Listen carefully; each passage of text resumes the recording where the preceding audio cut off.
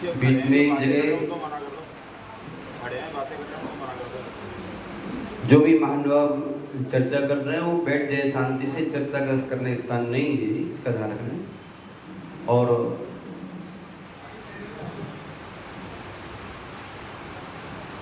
आगे कुर्सियां खाली पड़ी हैं, जिनको करीब पीछे वाले आगे आ जाए, जिससे पीछे वाले पीछे बैठते जाए, ठीक है ना, क्योंकि आगे आगे कराएंगे, ध्यान रखना।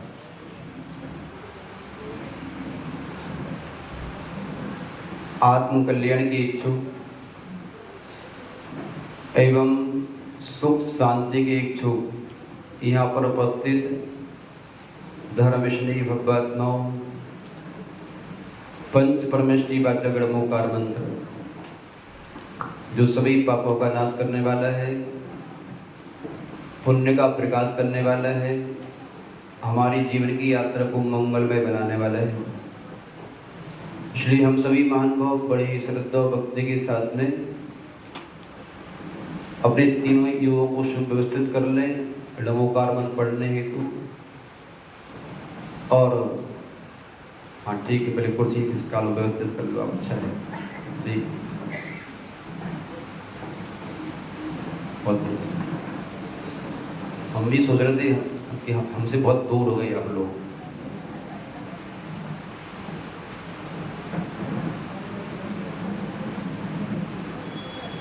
बहुत बढ़िया।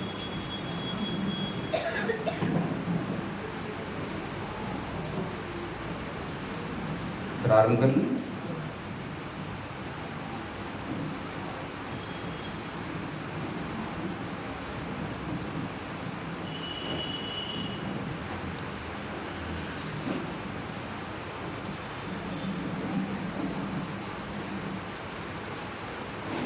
सभी हाथ जोड़ लें।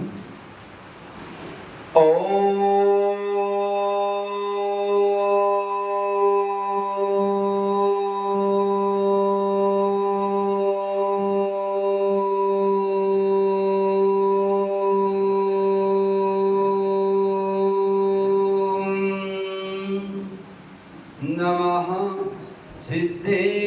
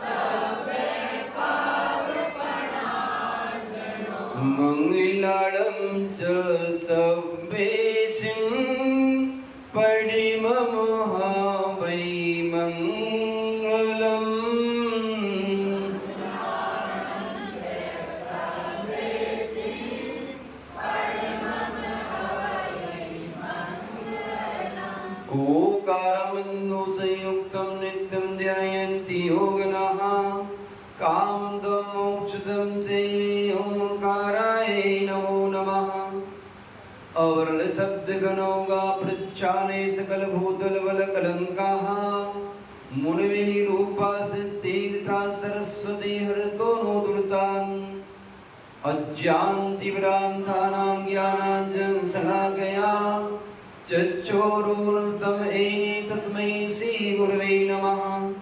श्री परम गुरवे नमः। श्री परम्पराचार्य गुरवे नमः।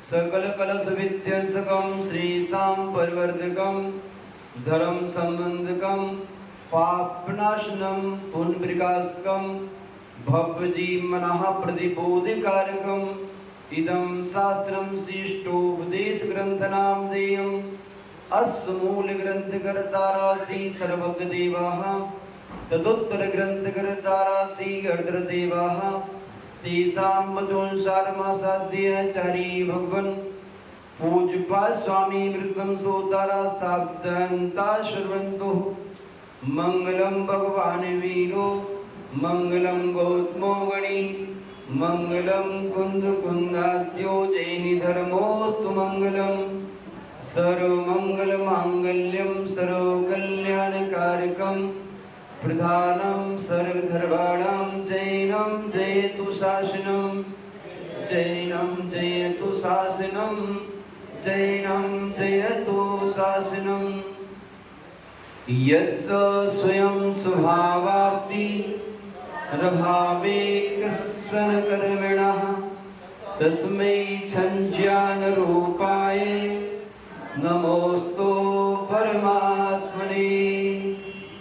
बोलो प्रातः स्मरणीय त्रिकाल वंदनीय परम पिता परमात्मा पंच परमेष्ठी भगवान की आदिम तीर्थंकर आदिम बाबा एक हजार से आदिनाथ भगवान की अंतिम तीर्थेश भगवान महावीर स्वामी की परम पूज्य आचार्य भगवान पूज्यपाद स्वामी मुनिराज की परम पूज्य आचार्य भगवान शांति सागर जी मुनिराज की परम पूज्य आचार्य भगवान नित्यानंद जी मुनिराज की परम पूज्य गुरुदेव आचार्य भगवान वसुनंदी जी मुनिराज की 3 कम 9 करोड़ मुनि महाराजों की परम पूज्य मुनि श्री सर्वानंद जी मुनिराज की परम पूज्य मुनि श्री 108 जीनानंद जी महाराज की परम पूज्य मुनि श्री 108 पुण्यानंद जी महाराज की मुनि संघ की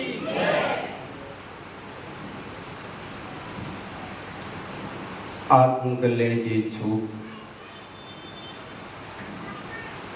एवं सुख शांति के इच्छुक यहाँ पर उपस्थित धर्मस्नेही भक्तजनों, वाचना प्रारंभ करने से पूर्व एवं वाचना सुनने से पूर्व सर्वप्रथम बड़े अहोभाव से दोनों हाथ जोड़ करके अपने सौभाग्य की सराहना कर लें और कहें अंतर आत्मा से धन घड़ी यो धन दिवस यो ही धन जन्म मेरो भयो और भाग्य मेरो उदय आयो दरस प्रभु जी को लग धर्मस्नेही भक्तजनों, सत्य अपन सभी लोग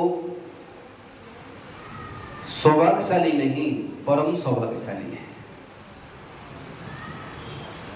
अभी आपको अपने सौभाग्य का ख्याल नहीं होगा क्योंकि अब सौभाग्यशाली व्यक्तियों के बीच में है और सौभाग्यशाली व्यक्तियों के सौभाग्य का सूर्य उदय को प्राप्त देख रहे हैं। जब किसी के जीवन की पाप की घटा देखेंगे तो आपको अपने सौभाग्य का ख्याल आ जाएगा। धर्मस्नेही महानुभाव, अपन दुनिया को जानने के साथ साथ में स्वयं को जानने का मांगलिक प्रयास कर रहे हैं और उसमें बहुत कुछ मात्रा में सफल भी हो रहे हैं। ये पानी की बरसात आपको इष्ट उपदेश का उपदेश सुना रही, सुन सको तो। लोग कह रहे थे हमारा ये मौसम अच्छा है, क्या है, ठंडक आ गई, मालूम, पानी बरसने के पहले 4 दिन से कितनी गर्मी थी, गर्मी थी है। ध्यान रखो, पहले मानसून आता है, क्या आता है? जब मानसून आता है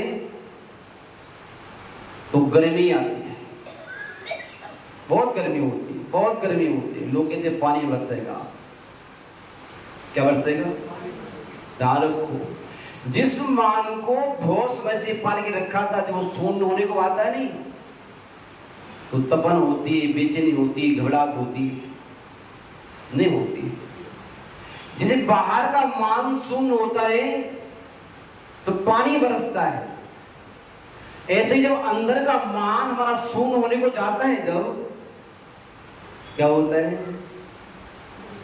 ध्यान रखिएगा, तो मान जब शून्य होने को आता है, मान को शून्य करने के जब कारण मिलते हैं तो हमारे अंदर बेचैनी होती है, तपन होती है, घुटन होती है, आकुलता होती है। और जब मान शून्य हो जाता है तो फिर प्राणी को अपनी बुराइयां और दूसरों की अच्छाइयां दिखने लगती हैं। जब मान शून्य होने को आता है, जिनके ऊपर अनुमान किया था हमने, क्या समझते हो तुम? हमें जानते नहीं हो आप, हैं? हमें जानते नहीं हो आप? हम कितने बड़े व्यक्ति हैं, कितने संपन्न व्यक्ति हैं, कितने साहूकार व्यक्ति हैं, हमें जानते नहीं हो आप? जब बाहर की उपलब्धियों को हासिल करके हमारे अंदर मान के पहाड़ पर चढ़ गए थे, जब वो मान शून्य होने को होता है, जब उपलब्धियां आपकी गायब होती हैं, जब आपकी येगियां खुलती है, तो उस समय बड़ी वेदना होती है। क्या होती है? लेकिन जब वस्तु स्वरूप को जानकर के जब मान शून्य हो जाता है, और मान शून्य होने पर जब प्राणी अंतर्मुखी हो जाता है, तो अपनी त्रुटियां और सामने वाले की अच्छाइयां दिख लगती है, पश्चाताप के 4 आंसू गिर जाते हैं और प्राणी अंतर्मुखी हो जाता है। क्षमा याचनाएं प्रारंभ हो जाती है। हमारी भी कहीं गलती हो सकती थी, हम भी गलत हो सकते हैं। क्या कहीं ज्ञान का अहंकार था, क्षमा नहीं मांगी जा रही थी। कहीं पद का अहंकार था, क्षमा नहीं मांगी जा रही थी। कहीं बड़े होने का अहंकार था, क्षमा नहीं मांगी जा रही थी। अपनी गलती महसूस हो ही नहीं रही थी, और सामने वाले की गलती दिख रही थी। क्योंकि मान का कौन नहीं है? जो मान, जिसके पास मान होता है, जो मान शून्य हो जाता है, तो प्राणी मान भी जाता है सामने वाले की, और स्वयं की गलती महसूस भी कर लेता है, और फिर उसे बहुत आनंद की अनुभूति होती है। कल्पना करिएगा महानुभाव, क्षमा याचना होने के उपरांत जब दोनों पक्ष के आंसू गिर जाते हैं, क्या आनंद की अनुभूति होती है। लगता है हमारे जीवन का सार मिल गया। यही आचार्य भगवान पूज्यपाद स्वामी महाराज आपको बताने जा रहे हैं। निर्ममत्वम परम तत्वम, निर्ममत्वम परम सुखम, निर्ममत्वम परम बीजम, मोक्षस्कत्वम बुद्धि। उस निर्ममता की साधना करो, उस निर्ममता की आराधना करो। उन निर्ममता की साधना आराधना ही हमारे लिए पापों की विराधना करने में कारण बनेगी। जब तक निर्ममता नहीं आई, तब तक आप सही मायने में धर्मात्मा हो ही नहीं सकते। निर्ममता का तात्पर्य क्या था? अपनी आत्मा को छोड़ करके पर को अपना मानना, ये मेरा है। ममता, ये तेरा है। जब मेरे तेरे का भाव आ जाता है, तो हमारी दया, करुणा, प्रेम, सत्य, ईमान पता नहीं कहां पलायन कर जाता है। ये मेरा, ये तेरा, ये मंदिर मेरा है। एक खरोच भी आ गई तो लाख रुपए बर्बाद कर दूंगा। ये मंदिर तेरा है, कल गिरता था, आज गिर जाए। कहां गए भगवान? 24 तीर्थंकर तो वहीं विराजमान है। ये गुरु मेरे हैं, जीवन लगा दूंगा पूरा, और बाकी कुछ पाएंगे। ये शास्त्र मेरा है, ये मोहल्ला मेरा है, ये परिवार मेरा है। जब मेरे देह का भाव आता है, ये वेदी मेरी है, मैंने बनवाई थी। ये कमरा मेरा है, मैंने बनवाया था। महानुभाव ध्यान रखो, मेरे तेरे का भाव जब तक अहंकार और ममकार का त्याग नहीं हुआ तब तक बाहर की त्याग से काम बनने वाला नहीं है। आचार्य भगवंतों ने सूत्र दिया है, त्यागा शांति। क्या सूत्र दिया है? बोलिए, एक साथ बोलिएगा, एक साथ बोलो सूत्र के लिए, त्यागा, एक साथ बोलो आप लोग। वाह, त्याग करने से शांति आती है। क्या आती है? त्याग शांति का उपाय। किसका त्याग करना है? वस्तुओं का, व्यक्तियों का, स्थान का नहीं। आचार्य महाराज कह रहे हैं त्यागा शांति सूत्र कहां है? बाहर की वस्तु के त्याग के साथ साथ अहंकार और ममकार का त्याग करना है। क्या करना है? कहेगा अहंकार और ममकार, मैं और मेरा। क्या? मैं और मेरा, जो अंदर में मैं पना भरा हुआ है, मैं और मेरा, जब तक ये त्याग नहीं होगा तब तक बात बनने वाली नहीं है। जब तक आपकी दृष्टि द्रव्य दृष्टि पर नहीं पहुंची, पर्याय दृष्टि दी है, क्योंकि मैं भी तो मैं को भी पास भी नहीं पहुंच पा रहे हूं। मैं के पास भी पहुंच जाओ तो आप बहुत बड़ी जगह से पहुंच जाओ। मैं के पास भी नहीं पहुंच पा रहे, मैं के पास पहुंचने में बाधा बढ़ रही है आपकी पर्याय। मैं के पास, मम के पास पहुंचने बढ़ रही है आपकी पर्याय। जो शरीर बीच में आ रहा है, कौन आ रहा है? जो शरीर जो बीच में आ रहा है वो आपको मैं के पास और मेरे के पास पहुंचने नहीं दे रहा है। इसलिए तो कहा था जी भगवान ने, दुख संदोई भागोत्तम संयोगादि देना। जो देहधारी है वे क्या करते हैं? दुखों के समूह के भागीदार बनते हैं, संयोगादि देह आदि के संयोग में आकर। जब प्राणी देह के संयोग में आ जाता है, देह के संपर्क में आ जाता है, तो मैं और मेरे की भावना आ जाती है। मैं कौन हो? तुम आप जानते नहीं मुझे मैं कौन हूं? गगली बंदी, मैं कौन हूं? आप जानते नहीं हो? हम जानते हैं आप कौन हो। अरे भले मानस, तू ही अपने लिए नहीं जानता, दुनिया तेरे लिए कैसे जाने? ये तेरा भ्रम है, मुझे दुनिया जानती है, ये तेरा भ्रम है। और ये भ्रम ही प्राणी के लिए भ्रमण करा रहा है संसार का।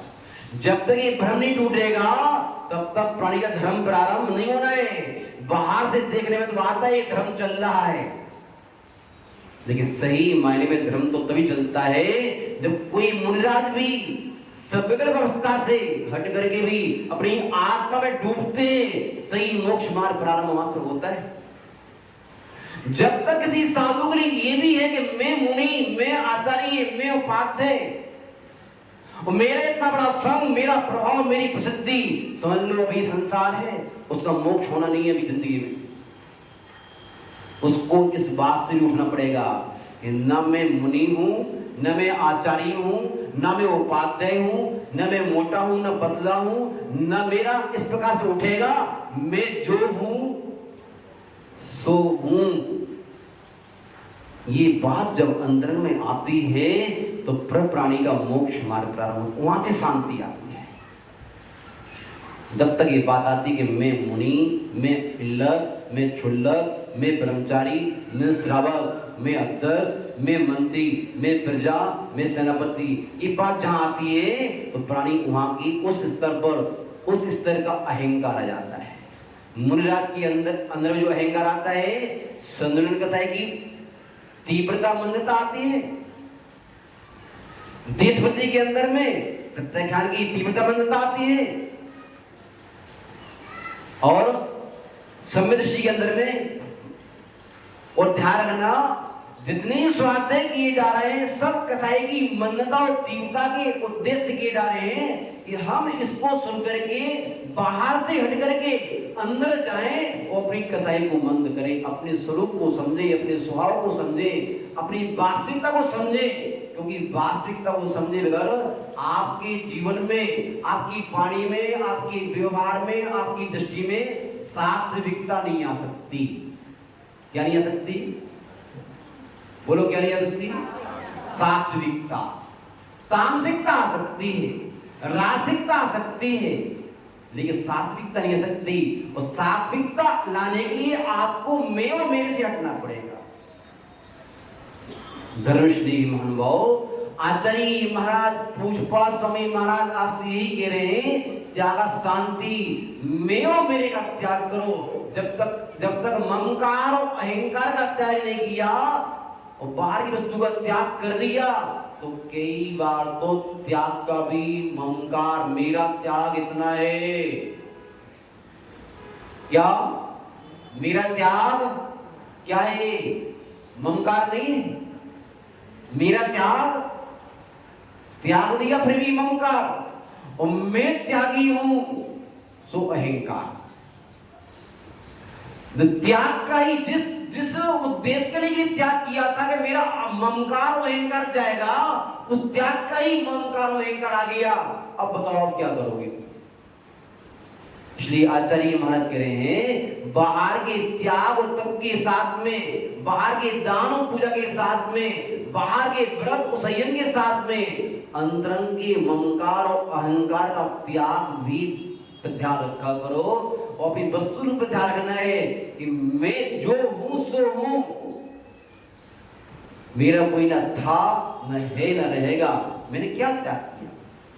आचार्य महाराज मालिक ही के बताने जा रहे हैं, ध्यान रखो। और जब तक ममकार और अहंकार है तो उपलब्ध किया हुआ सारा वैभव, उपलब्ध किया हुआ सारा त्याग, तब सब जहर बन जाता है। क्या? आपका अहंकार और ममकार जिंदा है तो आपकी द्वारा उपलब्ध सारी उपलब्धियां जहर बन जाती हैं। कैसे? आपको बताएं, एक छोटा सा दृष्टांत याद आ रहा है, सुना दे? सुना दे? बोलो, आपको तो सुना दे, नहीं आगे बढ़े। हाँ याद रखो, वैसे आप समझदार हो, सब समझते, हम जानते हैं जो बातें सुना रहे हैं हम सब जानते हो। आप नहीं जानते? जानते हो, सब जानते हैं महानुभाव, जानते तो हो, लेकिन आपका मोह आपको मानने नहीं देता है। क्योंकि आप समझ गए, एक बहुत बड़ा सेठ था। कौन था? और सेठ के पास अपार संपत्ति थी, जिसकी संपत्ति कोई सीमा ही नहीं थी। उसका भाव आया कि मेरा छोटा सा गांव है, 100-200 घर है, और मैं चाहता हूं कि जैसा अमीर मैं हूं तो हमारे गांव के लोग भी संपन्न रहे, सुखी रहे। इस उद्देश्य को लेकर के उस सेठ ने प्रत्येक प्राणी के परिवार से एक व्यक्ति बनाया, उसकी तोल का सोना उसको दिया कि सो अपने अपनी तोल का सोना मुझसे ले जाओ और आनंद से रहो। मेरे रहते हुए आप दुखी रहोगे, ये मुझे अच्छा। तो उस सेठ अपनी संपत्ति से गांव वालों को सुखी बनाने का दुस्साहस कर रहा था। कर सकते हैं कोई? आप संपत्ति दे सकते हो, लेकिन सुखी किसी को नहीं बना सकते। उसका सुख तो उसके पास में है, जब तक उसके पुण्य का उदय नहीं आया तब तक आपकी संपत्ति उसे सुखी नहीं बना सकती। और जब तक उसके जो पाप का उदय है तो आप पुण्य का उदय नहीं आया तो जो दुखी नहीं बना सकते।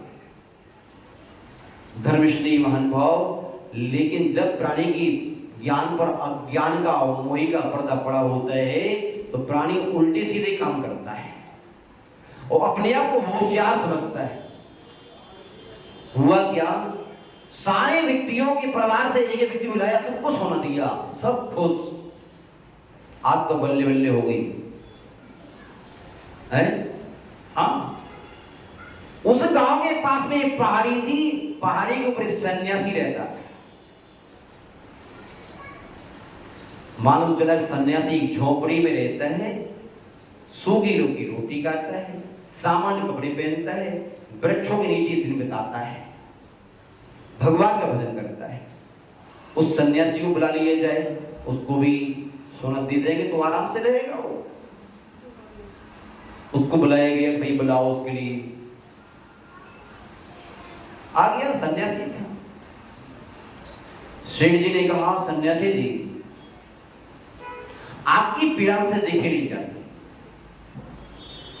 ऐसा करें हम सभी को दे रहे हैं तो आपको भी देना चाहते हैं, अपने तोल का सोना हम सबको बांट रहे हैं तो आप भी ले जाइए, अच्छा रहेगा और आपका धन भी अच्छे से बनेगा। सन्यासी जी ने मुस्कुराते हुए सेठ जी से कहा, सेठ जी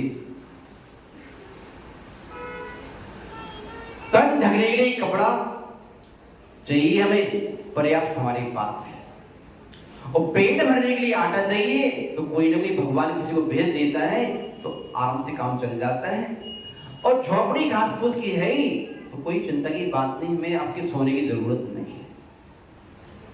दारू को इस प्रकार की शब्द जब बोली गई तो श्री जी की अहंकार पर क्या पहुंची? चोट पहुंची। और धारणा जब अहंकार पर चोट पहुंचती तो प्राणी तिल मिला होता है। अहंकारी व्यक्ति की जब तक तारीफें की जाए, प्रशंसाएं की जाए तो प्राणी क्या कहता है, अरे हम इसी योग क्या है, तो आपका बड़प्पन हो, फलाना हो, ठिकाना है, आप हमें शर्मिंदा मत करो, बहुत सारी बातें कहेगी, जानता हूं। लेकिन मानव तब चलता है तो उसके अहंकार पर चोट पहुंचे है। महान बाप आपकी क्षमा, आपकी विनम्रता, आपकी सरलता तब मालूम चलती है जब आपकी उन पैसे निमित्त मिल जाए आपको, आप कितने धर्मात्मा है, कितने क्षमावान है। आप नहीं, हम भी।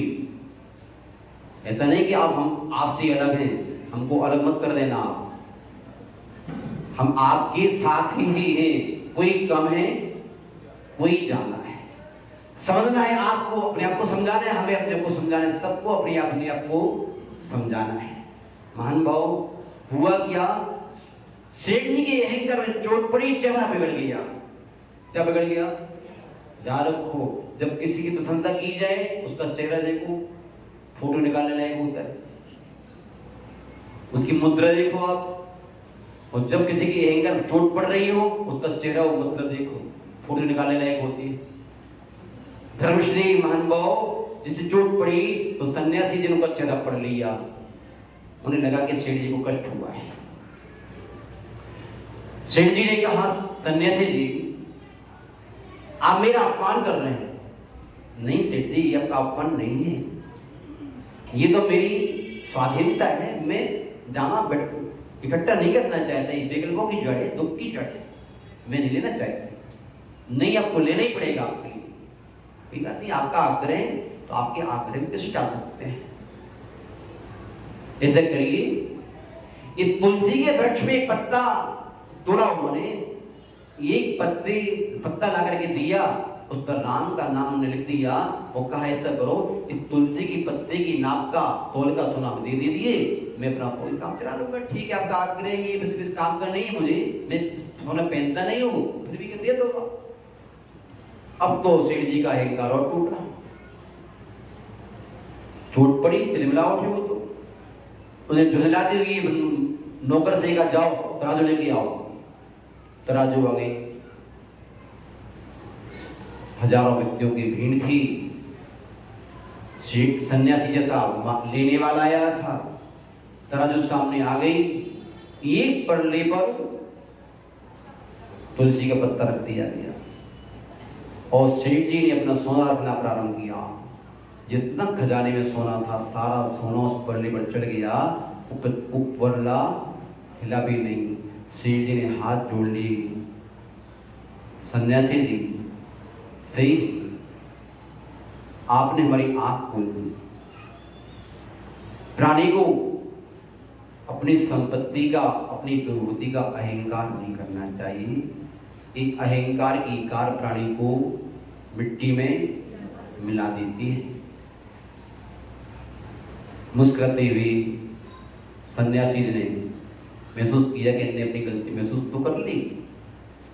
उन्हें एक ही बात कही लास्ट में, सेठ जी से सेठ जी, जीवन में जितनी भी उपलब्धियां हासिल करते हैं आप या हम, जो उपलब्धियों के साथ में अहंकार जुड़ जाता है, चाहे उपलब्धि धन की हो, चाहे उपलब्धि पद की हो, चाहे प्रतिष्ठा की हो, चाहे प्रभाव की हो, चाहे परिवार की हो, चाहे मित्रों की हो, जो उपलब्धि के साथ में अहंकार और ममकार जुड़ जाता है तो सारी उपलब्धियां जहर बन जाती हैं, उसकी आत्मा का हनन करने वाली होती हैं, उसका पतन करने वाली होती हैं, उसको दुर्गति की खाई में गिराने वाली होती हैं। इसलिए ध्यान रखना, कभी अपनी उपलब्धियों का अहंकार नहीं करना। ये उपलब्धियां मदद करने के लिए होती है, मदद करने के लिए नहीं होती। और जब उपलब्धियों के साथ में प्राणी का अहंकार रहित होता है तो सारी उपलब्धियां अमृत बन जाती हैं, स्वयं के लिए भी और संसार के लिए भी। वो प्राणी को अजर अमर बना देते हैं। धर्मश्री महानुभाव, ऐसे व्यक्ति भी देखे होंगे। प्राय अगर आप R.K. मार्वल का नाम सुनते हैं, लोग कहते हैं महाराज जी लगते नहीं इतना बड़ा आदमी है, धरती पे बैठ जाते हैं, हाथ जोड़ लेते हैं और सहजता में काम लेते हैं। ध्यान रखो, इतना बड़ा आदमी होने के बाद भी R.K. मार्वल तो ठीक, R.K. मार्वल के साथ साथ में R.K. जैन बॉम्बे वाली, जब समीर की यात्रा चल रही थी जोड़ सागर महाराज जी की, अटैची भर के घूमते थे 5 रुपयों की, तुरंत प्रत्येक छत पे जाते थे, दान करते थे, सारा काम करते थे। एक जैन से आपका घर आया तो तुरंत आकर के बैठ के चबूतरे बैठ गए, भैया पानी पिला दो। अम्मा जी से बोला, अम्मा जी भूख लग रही है, कुछ बनाए है क्या? तुरंत दूध ज्वार की रोटी आई, तुरंत अम्मा ला के दी और तुरंत चटनी से खा ली और पानी पी लिया। मैंने कहा वाह, हम उसमें समीर की यात्रा में शामिल थे, बबन साथ में मोक्ष मार्ग पर निकल ही रहे थे। मैंने देखा इतना बड़ा व्यक्ति जो पूरा बिहार अपनी तरफ से करा रहा है। क्या करा रहा है? अपनी तरफ से पूरा बिहार करा रहा है, लाखों का दान कर रहा है। एक आम शरबत की चबूतरे में बैठ कर के अम्मा से कह रहे, अम्मा जी पानी दे दो, ठंडा हो तो, मेरी भूख लग रही कुछ। तुरंत ज्वार की रोटी 2 लाख की ताजी बन रही थी, तुरंत 2 लाई थाली रख करके और चटनी के साथ में सब्जी भी छौकी नहीं है, कोई बात नहीं अम्मा जी ऐसी खा लूंगा, और लेकर के 2 रोटी ले ली, पानी पी लिया। उसकी विनम्रता को देख करके हमारी आत्मा भाग हो गई कि वाकई में ये है साधु। ध्यान रखना, जब भी जो बड़े जितना बड़ा होकर के भी जितना विनम्र बन के रहता है वो अमर हो जाता है। अमर कौन होता है? जो कहते हैं आप लोग, ये लोग अमृत पी के अमर होते हैं। हमारा सोचना ऐसा है, उपलब्धियों के होने के बाद भी वो अहंकार को जो पी जाता है वो पचा जाता है। जो अपनी अमीरी को पचा जाता है, अपने ज्ञान को पचा लेता है, अपने पद को पचा लेता है, अपने प्रभाव को प्रसिद्धि को पचा लेता है, अपने आप को विकारी नहीं होने देता, निर्विकारी बन के रहता है, तो व्यक्ति अमर हो जाता है मरने के बाद भी। और जो प्राणी उपलब्धियों को प्राप्त करके अहंकार कर लेता है वो जीते जी मर जाता है। इसलिए आचार्य महाराज हम सभी के लिए अजर अमर होने का संदेश दे रहे हैं। महानुभाव, यही तो आचार्य महाराज कह रहे हैं। लोग कहेंगे महाराज जी इस अध्यात्म को कैसे सीखें? कबीरदास जी से किसी ने प्रश्न किया, हम इस प्रकार का अध्यात्म हम भी सीखना चाहते हैं, क्या करें बताओ तो सही। वो कबीरदास जी तुरंत ले गए, किसको ले गए? उस व्यक्ति को। आपको ले जाएंगे तो आपको कष्ट होगा। ले गए, ले जाकर के हुआ क्या, कहां ले गए? कुआं पे ले गए। 4 पनिहारन अपने माथे पर 3 कलश रखे हुए, चर्चा कर रही है, चर्चा करती हुई आ रही है। 3 कलश रखे हुए हैं, रास्ते में खड़े हो गई। कबीरदास जी पास में खड़े हैं, और सेठ जी पास में खड़े हैं। सेठ जी से कहा, सेठ जी यही खड़े रहने देखो। पनिहारन से पूछा कि आप जो है 4 कलश रखे हुए हैं, आप गिर नहीं रहा है, कारण क्या है? कौन सी कला है आपके अंदर? तो पनिहारन ने कहा कि भले ही हम चर्चा कर रहे हैं यहाँ वहां की, लेकिन दृष्टि हमारी कलश पर ही है। चल रहे हैं, फिर रहे हैं, हाथ फिरा रहे हैं, सारे काम कर रहे हैं। हाथ मटकों की बगैर हाथ नहीं चर्चा होती नहीं है। हमारी माता बहनों को देखो चर्चा करते हैं, वो भाई ऐसी है, वो खाना ऐसा है, वो ठिकाना ऐसा है, पूरा सर हिलता है लोगों का, इनकी अंग हिलते हैं चर्चा की वक्त, बिना हाथ हिली चर्चा तो होती नहीं है। और सिर पर 3 कलश रखे, हाथ हिला के सारी चर्चा कर रही है एक्टिंग कर करके, और कलश गिर नहीं रहे। सिर्फ कबीरदास ने पूछा क्यों नहीं गिर रहे? बोले सारी चर्चाएं करते हैं, हम दृष्टि कहाँ पर होती है? कलश पर होती है। बस सीढ़ी देख लिया आपने। ऐसी दुनिया के सारे कर्म करो आप, लेकिन दृष्टि कहाँ रखो? किस पर रखो? दृष्टि आत्मा पर रखो। है? ऐसी भरत चक्रवर्ती के बारे में आया कि भरत जी घर में ही बैरागी, बोले हम नहीं मानते। तो आपको किस्सा याद है? उस व्यक्ति को ले जाया गया कहां पर? भरत जी ने अपने रणवास में भेजा कि जाओ सारी रानियों के पास महलों में होके आओ, और ध्यान रखना उनके सिर पर एक कटोरी दे दी तेल भर की कि जाओ। लेकिन सारे देख के आगे ना सुरक्षिता, तो आपके लिए आधा राज्य मिलेगा, और एक भी बूंद यदि गिर गई पानी उस तेल की तो थोड़ा सिर काट लिया जाएगा।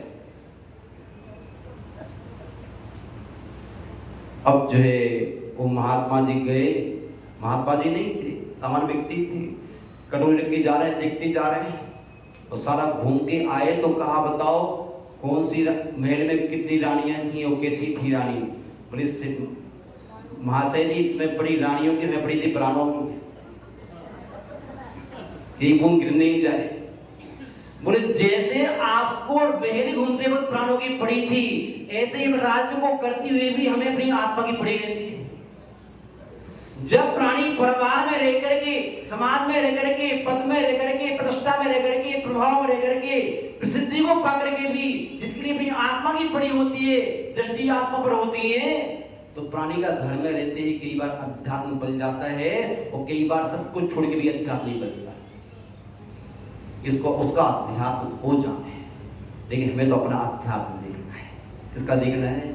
तो स्वाध्याय जब करने, दूसरों को स्वाध्याय करने नहीं बैठी, तो स्वयं को स्वाध्याय करने बैठे हैं। महान भाव आचार्य महाराज हम सभी के लिए यही तो कहने जा रहे हैं कि हम कैसे हैं। दुख कल कहा था घड़ी 9 बज गए, कितने बज गए? वैसे आपकी गलती, आप 15 मिनट लेट आए थे, लेने वाले लेट आए थे, और लेट से बिठाया हमारे लिए, लेट से दुकान प्रारंभ की, तो लेट छोड़ेंगे आपके 10-15 मिनट छोड़ देंगे, कोई दिक्कत तो नहीं है। हाँ, तो महान भाव आचार्य महाराज आप सभी के लिए यही कह रहे हैं कि ध्यान रखो कि तन के संपर्क में आने से और तन के संबंधियों के संपर्क में आने से और तन की सुरक्षा करने वाला मकान, दुकान, बीवी, बच्चे, पद, प्रतिष्ठा, फ्रिज, एसी, कूलर, टीवी आदि गाड़ी घोड़ों के संपर्क में आने से ये देहधारी नाना दुखों का भागीदार बनता है। जब इसमें अपना लेता है, मेरे तेरे का भाव रखता है, अच्छे बुरे का भाव रखता है, छोटे बड़े का भाव रखता है, गरीब अमीर का भाव रखता है, तो राग द्वेष करके कर्म का संचय करता है, उन दुष्ट कर्मों का संचय कर लेता है। वो दुष्ट कर्म प्राणी को दुखी करते हैं। इसलिए क्या करो? त्यागेनम, इसलिए त्याग कर दो सभी प्रकार से, मन से, बदन से, काय से, इन बाहरी वस्तु का त्याग कर। क्या कर दो? त्याग कर दो। ये ना आपकी थे, ना है, ना रहेंगे, आपका स्वभाव नहीं है इसका। इस प्रकार का त्याग करने की भावना दी है। लेकिन महान भाव बीच में कह दी हमने, इनका त्याग करने के साथ साथ में क्या त्याग करो? बाहर के त्याग के साथ साथ में अंतरंग का त्याग, ममकार का त्याग और अहंकार का त्याग, ये पहले त्याग करो। इस प्रकार से भाव आता है, त्याग होता है। अगली पंक्ति और पढ़ लें। आचार्य महाराज कह रहे हैं कि इस बाहरी उपलब्धियों से आपको कष्ट क्यों होता था? क्यों होता था? तो आगे बता रहे हैं। नमे मृत्यु कुतो भीतर, नमे मृत्यु कुतो भीतर। अभी लगता है कि तो आपका पुस्तक नहीं है, या आप पुस्तक देख नहीं रहो, अथवा बोल नहीं रहो, या पढ़ना नहीं आता। आपको पढ़ना आता है, मुंह में आवाज है और आपकी ज्योति ठीक ठाक दी आपकी है, तो आप लोगों को ये पंक्तियां बोलना चाहिए। न मे मृत्यु कुतो भीतिर् न मे व्याधिः कुतो व्यथा नाहं बालो न वृद्धोऽहम् न युवैतानि पुद्गले न मे मृत्यु कुतो भीतिर् न मे व्याधिः कुतो व्यथा नाहं बालो न वृद्धोऽहम् न युवैतानि पुद्गले। एक बार जोर से एक साथ एक आवाज में इस श्लोक पढ़ना है, पढ़िएगा।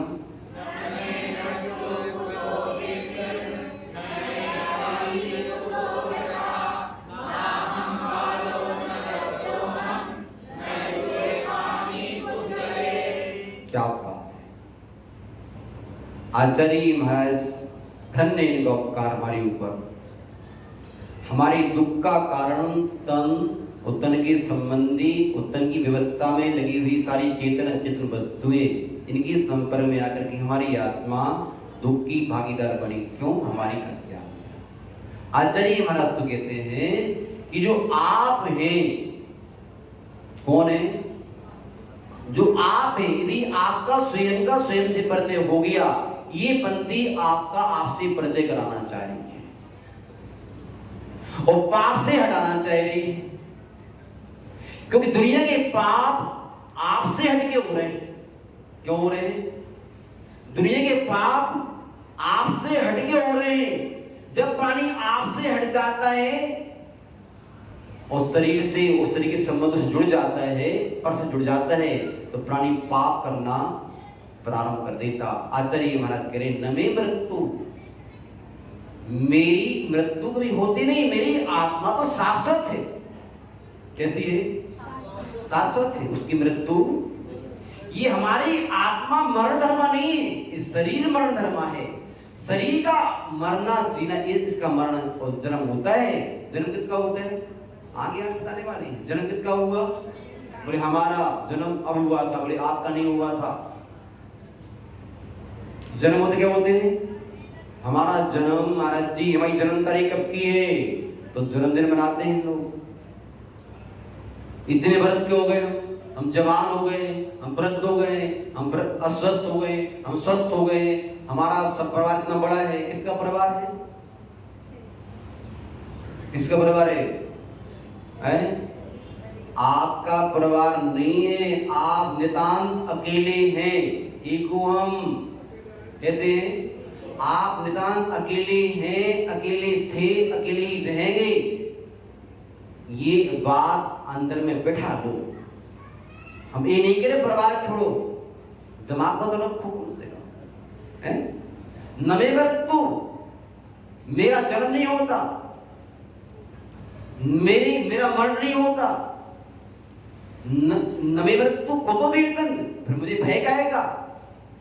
मुझे भय काहेगा? बोले महाराज जी औषधि क्यों, औषधि क्यों खाई जाती है जब मृत्यु नहीं होती? तो भैया औषधि खाई जाती है शरीर के लिए। शरीर जब आप ही शरीर सोचा क्यों करना? भाई शरीर आपका वाहन है। क्या है? शरीर आपका वाहन है, क्योंकि आपको अपने घर जाना है। आपके घर जाने के लिए आप वाहन में सवार हुए हो, तो जब तक आपका वाहन घर न पहुंच जाए तब तक वाहन की सुरक्षा आपको करना पड़ेगा। नहीं करेंगे कोई? आप स्टेशन पर आप टैक्सी में बैठे हो तो रास्ते में आप तक टैक्सी की चिंता कब तक? जब तक घर नहीं आए। और घर आ गए, सारा सामान उतार लिया आपने, घर में प्रवेश कर दिए, टैक्सी में कल आग लगती थी, अभी लग जाए, क्या फर्क पड़ रहा है? ऐसी आचार्य महाराज कह रहे हैं, नवे मृत्यु कुतो वेतन, जब मेरी मृत्यु नहीं होती तो भय काहेगा? नवे व्याधि कुतो व्यथा, और मेरी किसी प्रकार की व्याधि होती नहीं है। मेरी आत्मा में पाप, पित्त, कफ, जितने रोग, सारे रोग हैं, ये सारे रोग मेरी आत्मा के रोग आप कहीं जन्म जन्म मृत्यु रोग तुम्हारा दिख कहा है, आत्मा का रोग लगा हुआ है। तो आत्मा का रोग जन्म जन्म मृत्यु का रोग नहीं है। ये भी क्या है? ये रोग, ये भी शरीर का ही रोग है। जन्म भी शरीर का होता है, जरा भी शरीर को आती है, मृत्यु भी शरीर की होती है। आत्मा का रोग ये भी नहीं है। ये तो आत्मा का गुण है ही नहीं है। आत्मा वृद्ध होती है क्या? आत्मा जन्म लेती है क्या? नहीं लेती। इसके संपर्क में आकर के, किसके संपर्क में आकर के? हाँ, केवल संपर्क में आकर के भी प्रभाव पड़ जाता है। तो सब इस शरीर का प्रभाव पड़ा हुआ है, उसके साथ में लोग तुम्हारी मृत्यु मान लेते हैं, तुम्हारा जन्म मान लेते हैं, और तुम्हारी वृद्धावस्था तो नामे व्याधि को तो बैठा। जब मेरी किसी प्रकार की व्याधि नहीं तो काहे की बैठा? नाम बालो, मैं बालक नहीं, ना अहम बालो, मैं बालक नहीं हूं, ना वृद्ध हूं, मैं वृद्ध भी नहीं हूं। वृद्ध कौन है? कौन वृद्ध है? शरीर वृद्ध है। शरीर की वृद्ध होने पर अपने आप को वृद्ध मान लेना की अज्ञानता है। अपने आप को भी वृद्ध नहीं मानना चाहिए। नाम बालू न वृद्धोम ना युवतानी, न मैं युवा हूं। पुद्गले, ये सब पुद्गल की व्यवस्थाएं हैं। जिस पुद्गल से हम जुड़ करके अपने आप को अजीब से जुड़ करके अजीब हो गए। लोग कहते नहीं है बड़ा अजीब आदमी है। क्या बोलते लोग? क्या बोलते हो आप लोग? बड़ा अजीब आदमी है। हाँ, ध्यान रखो, हम अजीब के संपर्क में आकर के अजीब होते जा रहे हैं। कैसे होते जा रहे हैं? जैसे जीव में, जैसे अजीब में दया नहीं होती, करुणा नहीं होती, प्रेम नहीं होता, स्नेह नहीं होता, ऐसे ही हम लोग कई बार अजीब के संपर्क में आकर के, संपत्ति क्या है? अजीब, मकान दुकान अजीब, पद प्रतिष्ठा अजीब, परिवार अजीब, सब अजीब है। वो अजीब के संपर्क में आकर के इतने निर्दयी हो जाते हैं, हम इतने निरीह हो जाते हैं कि करुणा दया प्रेम से हमारा मर जाता है। और दूसरों के प्रति तो ठीक ठाक है, स्वयं के प्रति ही करुणा मर जाती है। पहली बात तो यही पर है कि हम उस अजीब के संपर्क में आकर के अपनी आत्मा पर दया नहीं करते, अपनी आत्मा को भी दुर्गति खाईने गिराने से झुकते नहीं। अजीब के संपर्क में आकर के इतने विकृत हो जाते हैं, इतने भिखारी हो जाते हैं, हमारी स्थिति बिगड़ जाती है। महानुभाव, आचार्य महाराज हम सभी को यही बता रहे थे कि भैया ध्यान रखो, ये परिणतियां आत्मा की नहीं, ये परिणतियां किसकी है? शरीर की है। जो विकार आ रहे हैं, वो विकार आपकी आत्मा को दुखी कर रहे हैं, परेशान कर रहे हैं। इसलिए ध्यान रखो, इनके साथ रहो, रहने की मना नहीं की जा रही है आपसे, क्योंकि शरीर को छुड़ा नहीं जाता। शरीर किसी को तो रहेंगे कि बाहर का पेन कापी छोड़ दिया जाओ, है? लेकिन हाँ, इनके साथ रहकर की दृष्टि कहाँ रखो? जैसी पणिहारन सारी चर्चाएं करने के बाद भी दृष्टि कहाँ रखती थी? पीछे कर दो, चौकी वाली आ गई, नहीं पूछ के बहुत बढ़िया। सब व्यवस्था देखो, आप गलती आप लोगों की नहीं के लिए तो कह रहे हैं लोग गलती लोगों की गाड़ी में प्रारंभ नहीं पहुंचेगी, नहीं पहुंचेगी। सभी तरह से तो बात नहीं करना है, तो थोड़ी उसमें छोड़ दें। तो मान लो यानी कि शरीर के साथ रह करके, शरीर के संबंधियों के साथ रह करके, सत्ता के साथ रह करके, सबके साथ रह करके दृष्टि कहाँ रखो? दृष्टि अपनी आत्मा पर रखो। अर्थात ये सब पाकर के अपने आप को विकारी मत होने दो। कैसे मत होने दो? क्योंकि जिसका विकार आता है नहीं, तो विकारी से प्राणी अपनी आत्मा का स्वभाव नहीं जा पाती और शांति में अशांति आती है, संदेश आती है, अहंकार आता है, कभी लोभ आता है, ये सारी बातें आती हैं। धर्मश्रेणी महानुभाव, समय आपका हो चुका है, ज्यादा समय लेना अच्छी बात नहीं है, लेकिन इस श्लोक का उच्चारण तो कर लेते हैं, है कि नहीं? क्योंकि उच्चारण आज कर लेंगे, फिर बाद में देखेंगे क्या स्थिति बनती है जब प्राणी के लिए इस प्रकार का ज्ञान हो जाता है। ये सब संयोगी संबंध हैं, इनसे हमारा कोई नाता कहीं से कहीं तक नहीं है। ये काम चलाने के लिए है। क्या चलाने के लिए है? इस शरीर और शरीर के संबंध काम चलाने के लिए। ध्यान रखना, शादी भी की जाती है नहीं तो शादी काम चलाने के लिए की जाती है कि इनके माध्यम से हमारा धर्म ध्यान बनता रहे, हमारे माध्यम से इनका धर्म ध्यान बनता रहे। साथ ही यात्रा में सहयोगी होता है, लेकिन अंतर साध्य कोई गारंटी नहीं है। महान भाव, इन सब पौधले वस्तुओं को अपन ने बहुत बार पाया है, बहुत बार छोड़ा है। ये उच्छिष्ट है। क्या है? उच्छिष्ट है, ऐसा कहने जा रहे हैं आचार्य महाराज। भुक्तोचिता मोहरमोहान, भुक्तोचिता मोहरमोहान, मया सर्वेपि स्फुद्गलाः उच्छिष्टेषु तेष्वद्ध, उच्छिष्टेषु तेष्वद्ध मम विज्ञस् का स्पृहा। एक बार पढ़िए।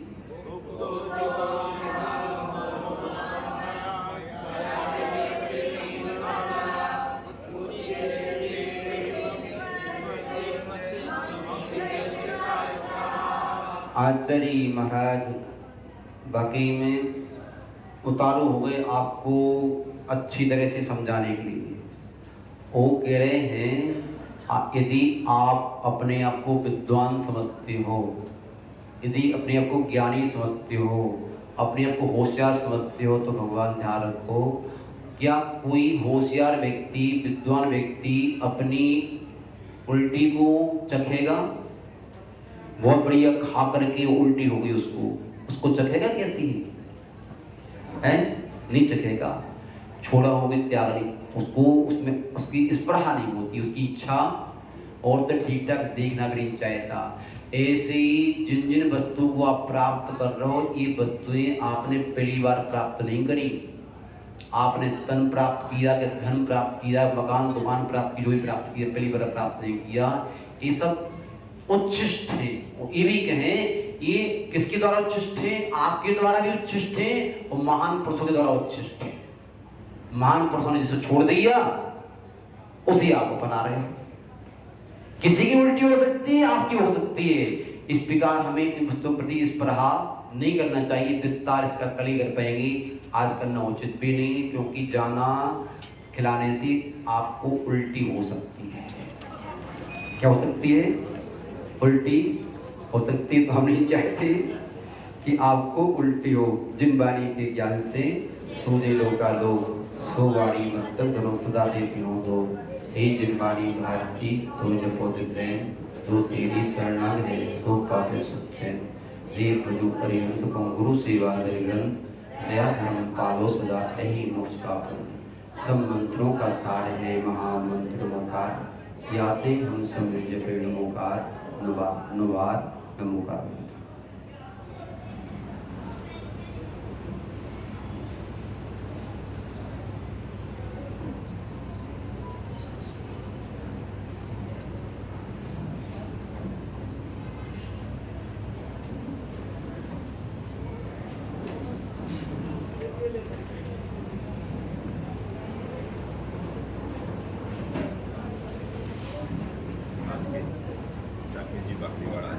धर्मश्री महानुभाव, आज की धर्म सभा की मुख्य श्रोता के रूप में हमारे राकेश बगलीवाल जी, जिन्होंने पाद पे छलांग, शास्त्र भेंट और मोक्ष तवनगर की इस उत्कृष्ट पुण्य के कार्य को किया है। वैसे ये परिवार बहुत ही धार्मिक धर्मनिष्ठ परिवार, इस पूरी परिवार के लिए अंतरात्मा से बहुत बहुत हमारा आशीर्वाद। इनके जीवन में कमाया हुआ एक एक कण और जीवन का एक एक क्षण धर्म की वृद्धि में और धर्मार्थ की वृद्धि में काम में आवे, धर्म की रक्षा में और धर्मार्थ की रक्षा में काम में आवे। ऐसा ही इनकी प्रति बड़ी मंगल भावना है। पूरी संघ का बहुत बहुत आशीर्वाद। देखिए राकेश जी बापलीवाल के लिए आज एक बात कहूँ कि जब यहाँ चांदी की घोषणा हो रही थी विधान वाले दिन, तो हमने 75,000 रुपये का चांदी का रेट था, 75,500 रुपये, तो 75,000 रुपये रेट रखी थी। तो उन्होंने बोला बोले वैसा बनवाई के भी पैसे लगेंगे तो 81,000 रुपये इसकी रेट रखो। मैंने उस समय इस चीज को नजरअंदाज करते हुए वो 75,000 रुपये की हमने यहाँ पे चांदी की रेट रखी, लेकिन राकेश जी की भावना थी कि भाई बनवाई के पैसे भी लगने चाहिए। तो इन्होंने देखो जिसकी जैसी भावना होती है वो फलीभूत कैसे होती है। इन्होंने किसी को ऑर्डर दिया कि 1 किलो चांदी मेरे लिए ले आना, तो चांदी की क्या है 30 किलो की सिल्ली आती है, 29.5 30 साढ़े 30 किलो के आसपास की सिल्ली होती है। तो उसमें से जो दुकानदार ने काटी, दुकानदार ने उसमें से जो टुकड़ा अलग किया वो बेटा 1 किलो 111 ग्राम का, यानी 1111 ग्राम। तो इनकी भावना अप्रत्यक्ष रूप से परोक्ष रूप से अपने आप ही पूरी हो और फिगर भी आया 1111 ग्राम का, है ना। अब जो जैसे अपन किसी को भोजन भी कराते हैं ना, तो जो कोई कृपण महिला या कृपण व्यक्ति किसी को भोजन करावे तो चौके में 50 आदमियों का भोजन होते हुए भी कोई आदमी पौना भोजन करके उठ सकता है, कोई बड़ी बात नहीं है। लेकिन जिसकी भावना अच्छी होती है वो सवाया भोजन जो है, कम होते हुए भी सवाया भोजन जो है खा के उठता है। ऐसे इनकी भावना थी। तो 1 किलो 111, हम सबकी भी ऐसी भावना हुए, मैं ऐसा चाहता हूँ। और अब उदक चंद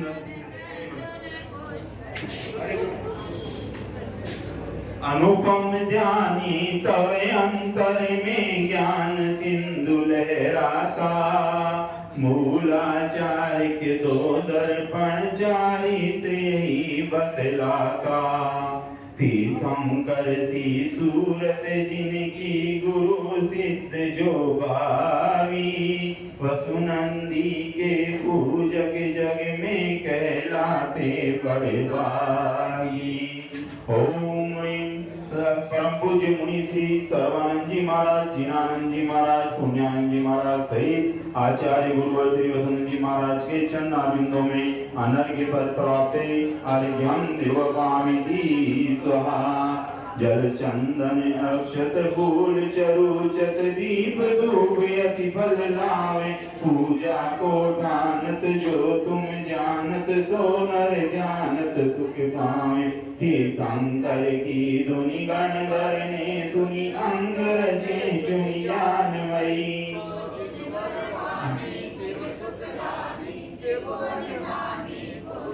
ओम ह्रीं श्री जिन्मगोत्पद सद्देव्य अर्घ्यं निर्वपामिति स्वाहा। बोधि समाधि परिणाम शुद्धि, स्वाटुपलब्धि शिव सौख्य सिद्धि।